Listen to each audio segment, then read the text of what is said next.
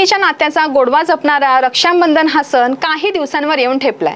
या सणाच्या निमित्ताने ठाण्यातील बाजारपेठांमध्ये बहिणींनी राख्याच्या दुकानात राखी खरेदीसाठी गर्दी करायला सुरुवात केली आहे। त्यातच यंदा रक्षाबंधनास राजकीय रंग आल्याचं चित्र ठाण्यात पाहायला मिळत आहे।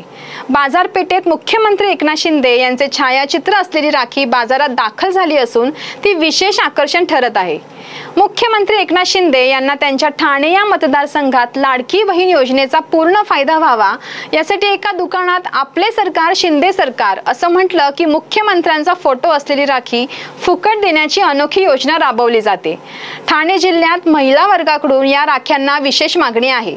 ग्राहकांना सुमारे 5000 राख्या अशा मोफत देण्यात आलेल्या आहेत। लाडकी बहीण योजनेची प्रसिद्धी करण्यासाठी अशा प्रकारे महिलांना मोफत राखी वाटण्याचा सुरू केलेला कार्यक्रम म्हणजे लाडक्या बहिणींनी मुख्यमंत्री भावासाठी दिलेली अनोखी दाद आहे।